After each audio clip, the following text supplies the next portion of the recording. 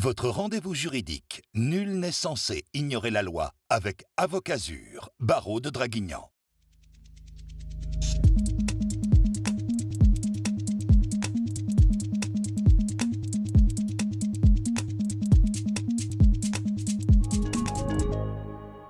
Bienvenue à tous sur le plateau de Nul n'est censé ignorer la loi, votre émission de conseil juridique sur Azur TV en partenariat avec l'Ordre des avocats de Draguignan qui nous accueille donc ici comme à chaque fois dans sa bibliothèque, sa très belle bibliothèque.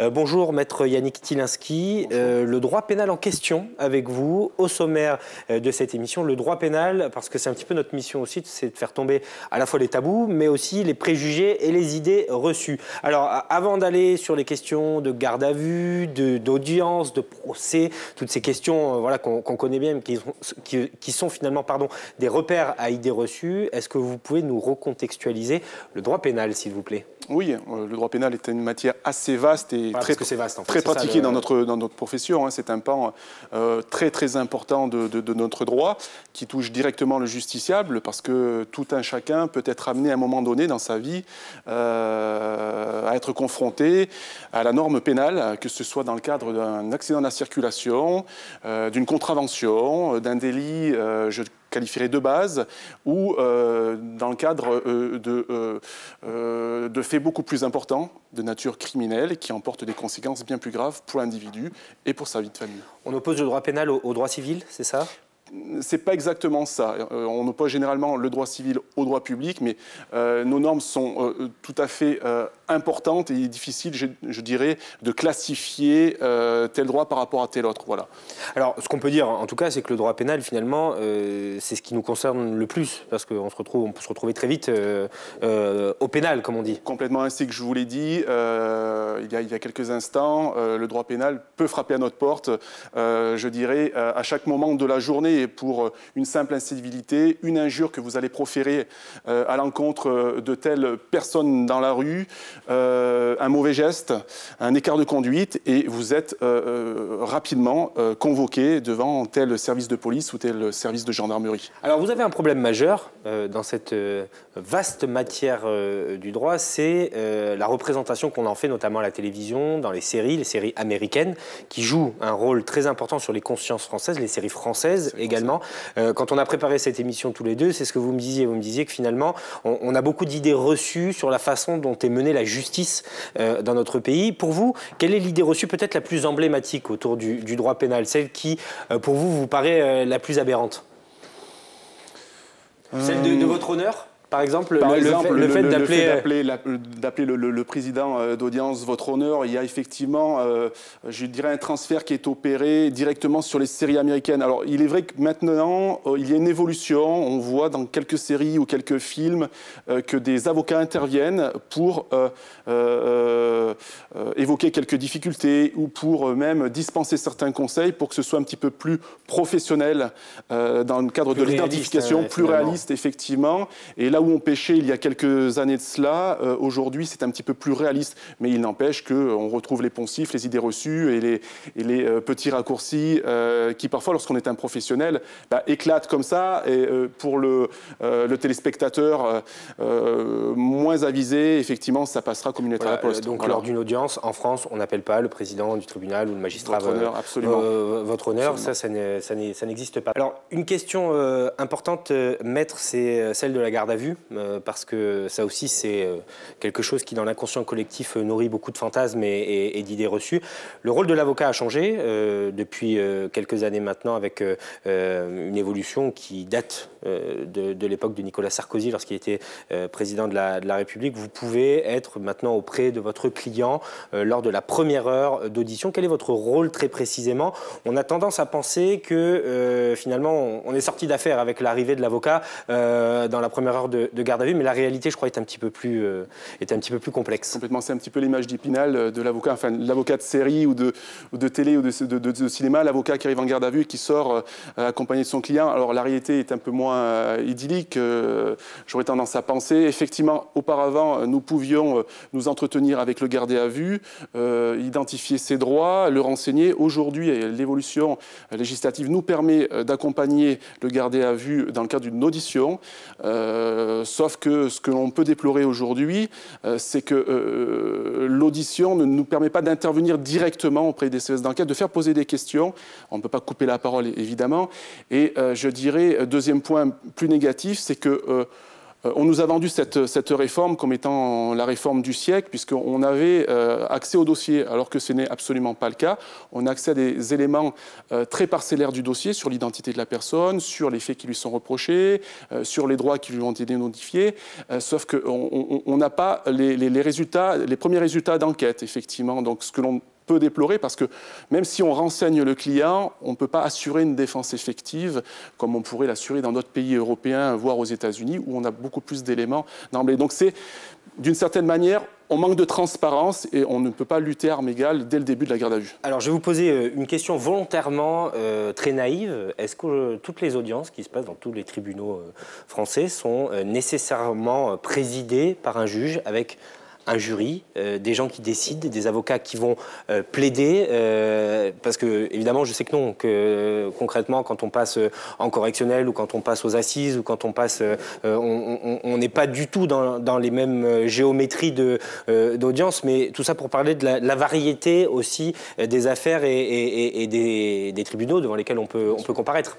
Alors nous avons plusieurs types de juridictions en matière pénale. Nous avons une juridiction de proximité qui n'est pas présidée par un magistrat professionnel comme devant le tribunal correctionnel ou le tribunal de police. Et nous avons la juridiction d'assises qui, elle, bénéficie effectivement d'un jury, donc d'un jury qu'on qualifie de populaire. Ce ne sont pas des magistrats professionnels, ce qui serait... Ce sont des affaires spécifiques en général. Matière criminelle, voilà. Nous sommes en matière de criminel lorsqu'il y a un assassinat, meurtre, viol, voilà, c'est pour les faits les plus graves. Sinon, effectivement, tribunal correctionnel, c'est les délits, je dirais, les délits de droit commun, ce qui revient quasiment chaque jour devant la juridiction dracénoise. Et qui sont très souvent ouverts au public, parce qu'à part demande exceptionnelle, lorsqu'on compare... Très exceptionnel dans le tribunal correctionnel. Et c'est très impressionnant d'assister d'ailleurs à une journée en correctionnel parce qu'effectivement, les affaires s'enchaînent et on voit aussi le rôle de l'avocat. On a des fois l'impression aussi que votre marge de manœuvre, elle est très restreinte, que c'est quasiment du funambulisme, qu'il va falloir sortir le bon argument au bon moment, qu'on n'a pas nécessairement le temps d'exposer ces arguments. Il faut être en forme avant chaque audience. C'est-à-dire que chaque dossier a sa propre vérité, chaque audience a sa propre vérité, c'est-à-dire qu'il faut s'adapter au dossier. Parfois, le client va tout d'un coup utiliser un argument dont on n'aura pas débattu avant l'audience. Et là, il va falloir pouvoir rebondir, comme on dit, sur son positionnement qui peut être complètement différent. Et s'adapter par rapport aux réquisitions du procureur de la République, s'adapter par rapport aux clients. Donc on est pris entre plusieurs feux et ce n'est pas toujours évident d'avoir la bonne réaction. Voilà. Alors, sur le travail de conseil que vous faites au jour le jour, moi ce qui me frappe quand je m'intéresse à ces sujets-là, c'est que finalement on peut très vite se retrouver face à la justice alors qu'on n'y est pas du tout prédisposé. Je ne dis pas qu'il y a des gens qui sont prédisposés, mais quand on fait un meurtre, quand on trafique de la drogue, bon voilà, on sait que ça fait partie du risque, mais voilà, un délit routier, une altercation qui dégénère alors que... Et voilà, du jour au lendemain, c'est une vie qui bascule. Est-ce que l'avocat, dans tout ce qui concerne ces dossiers-là, a aussi un rôle très psychologique et un rôle d'accompagnement comme on l'imagine. Parce que ça aussi, c'est une idée reçue. Et pour le coup, je pense que celle-ci, elle se vérifie. C'est-à-dire que bien souvent, la seule bouée de sauvetage, c'est l'avocat. Complètement. C'est-à-dire que lorsqu'on reçoit le client, on est un petit peu le médecin des âmes d'une certaine manière. On joue le rôle de psychologue et on n'est pas forcément formé pour ce type de pratique. Et le client vient vous voir pour que on puisse répondre à ses questions, qu'on puisse faire face à ses difficultés. Et lorsque le client va sortir du cabinet, il sera apaisé. Bon, on n'est pas là non plus pour lui vendre du vent, dans le sens où on ne peut pas lui promettre la lune. On est là pour effectivement répondre à ses attentes et bien évidemment le mettre aussi face à ses responsabilités. On le reçoit, on n'a pas forcément la procédure entre les mains. Lorsque le client va pénétrer dans votre cabinet, il va vous exposer certains faits et on va parfois découvrir que les faits qu'il nous expose sont en contradiction avec ceux qui figurent dans le dossier. Voilà, donc c'est à nous de l'amener. Il y a un travail aussi derrière, évidemment, pas d'investigation, mais en tout cas de recherche et d'analyse du dossier qui vous est un gros travail de conseil, de renseignement, d'investigation aussi, même si là aussi nous ne sommes pas aux États-Unis où nous avons parfois des détectives privés qui interviennent. En droit français, c'est excessivement rare. Alors, une question évidemment sur votre condition d'avocat. Aujourd'hui, la plus grosse difficulté pour vous, c'est quoi en tant qu'avocat? Si vous deviez stigmatiser une difficulté dans le système, c'est la difficulté voilà, de faire éclater les affaires, c'est la justice qui est peut-être un peu lente. Qu'est-ce que vous mettriez en avant? Je pense que c'est un tout, c'est avant toute autre chose, un manque de moyens à tous les niveaux.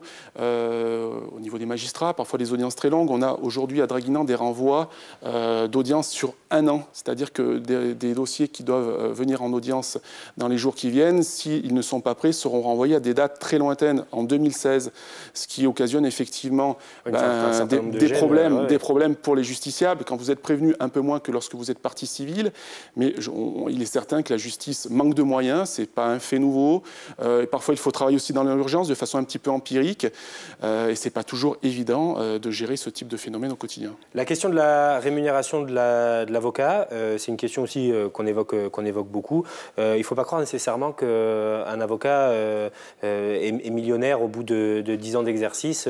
Ça aussi, je rentre dans les poncifs les plus complets, mais voilà, c'est aussi un métier qui a ses difficultés. Quand on est commis d'office, par exemple, pour aller en garde à vue, on a une rémunération qui n'est pas très élevée. Il y a les dossiers qui nécessitent beaucoup d'investissement personnel. Donc ça aussi, c'est un problème pour bon nombre de vos confrères. C'est extrêmement problématique, surtout pour les jeunes confrères qui arrivent, qui effectuent des commissions d'office assez peu rétribuées, mais c'est une manière aussi de se faire à la profession, d'exercer, d'être placé parfois en situation un petit peu difficile, de façon à être réactif d'une autre manière, donc c'est très formateur.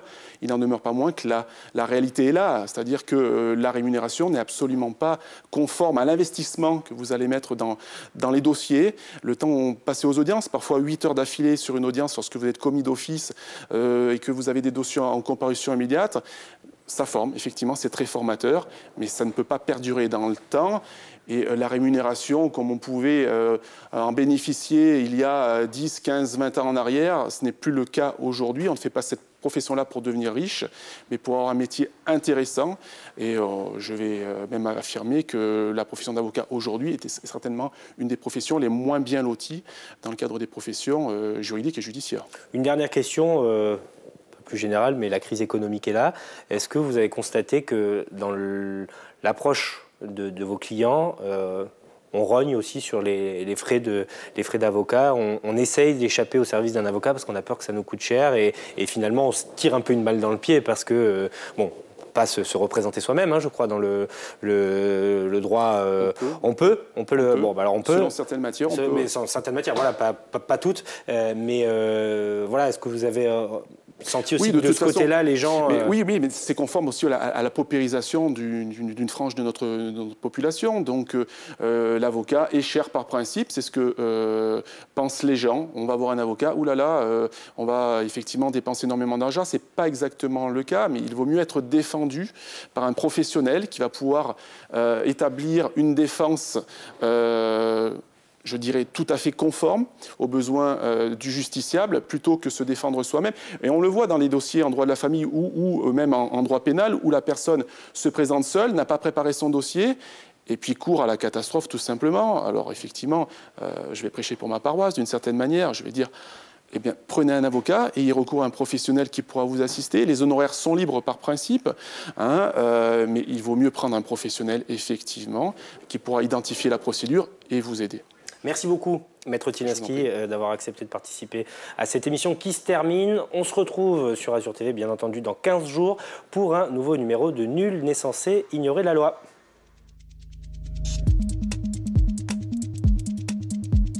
Avocazur, barreau de Draguignan, vous a présenté votre émission juridique. Nul n'est censé ignorer la loi.